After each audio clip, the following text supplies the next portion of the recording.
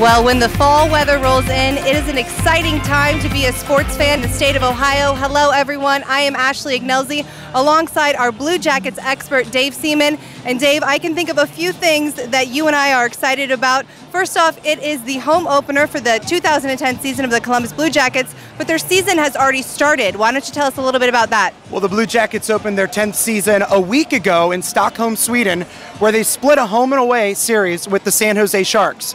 They lost 3-2 in the opener, and then they got an overtime win, 3-2 the next night. And so they enter the home opener 1-1. They have 2 points, and they're well on their way. Now, obviously, some coaching changes to the Blue Jackets roster. First-year head coach Scott Arniel. What do you think a young coach like Scott brings to this Blue Jacket team? Well, I think he brings energy. I think he brings excitement. And more importantly, I think he brings a style that this current Blue Jackets team is more willing to adapt to, more willing to embrace, if you will. Kind of the opposite of Ken Hitchcock, where Ken Hitchcock was very tight checking, play defense first. Scott Arniel's idea is we're going to play rush hockey, we're going to pinch the defenseman, we're going to take 4 deep on the rush. And also, he's changed the way the Blue Jackets play the power play. Instead of dump and chase hockey like Ken Hitchcock, the Blue Jackets are carrying the puck in the zone, and they're actually running set plays. And through the exhibition season and the first 2 home games, or the first 2 regular season games, they've actually looked pretty good on the power play. Now, this being his first season, the 10th anniversary of the team, after kind of a horrible last season, how much pressure do you think he's feeling right now? I think there's some, but I don't think, I think there's some not only for him, but I think there's some for the franchise as a whole. I mean, 2 years ago, the team is coming off their first playoff experience. A year ago, the talk wasn't, will the Jackets make the playoffs, but will they contend for the division title? And here we are a year later, and they took a step backwards. Now, the core of the Blue Jackets roster returns, but let's talk about some additions to the roster this season. Well, the Blue Jackets only made one major pickup acquisition, and that was a waiver wire pickup. Ethan Morrow, the former captain of the Edmonton Oilers, he came over. He's already paying dividends. He scored the game winner in overtime against the Sharks last Saturday.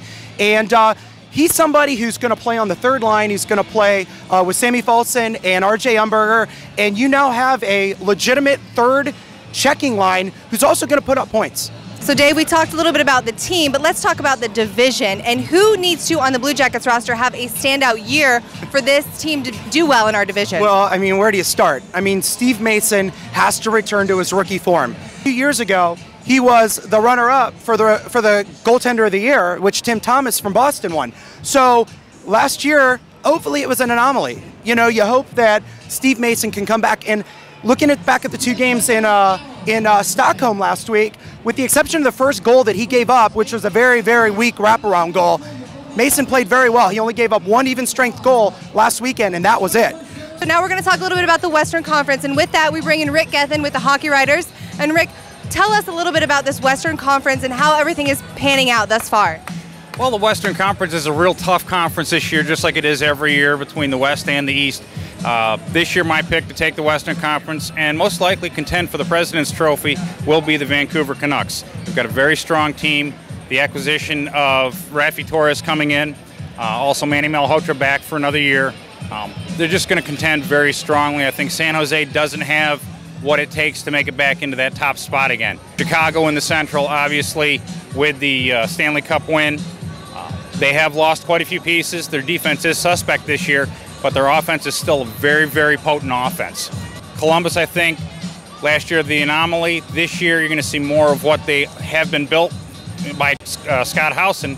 He built a skilled team versus a defensive team under the former coach Ken Hitchcock. Along with that acquisition, like you said, Dave, of Ethan Morrow coming in, they now have a legitimate 3 lines of scoring skill. You look elsewhere in the Central, Nashville's always tough. They're going to be tough again this year. They're my bubble team to make it into the playoffs. St. Louis, big acquisition, Yaroslav Halak from the Montreal Canadiens. Detroit, their main acquisition, Mike Modano. Not real impressed. They're an aging team. They struggled last year until about January.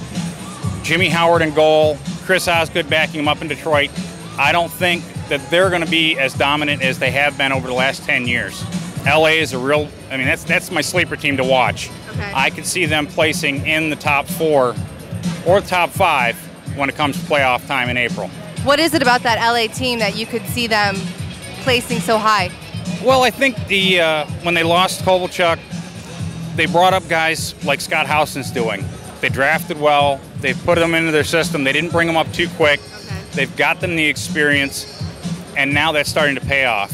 The Blue Jackets are in that same mode right now where the draftees, Jake Voracek, Nikita Filatov, Sniper, by any stretch of the imagination, they're all coming back up. LA's the same way right now. Well, I just want to follow up with something that Rick said, and I think it's something that needs to be noted. We talked about Ethan Morrow coming over to this Blue Jackets team. Let's also remember, Rusty Klesla's back. He's healthy. He missed 2/3 of the season last year, and when he got injured, he was our best defenseman.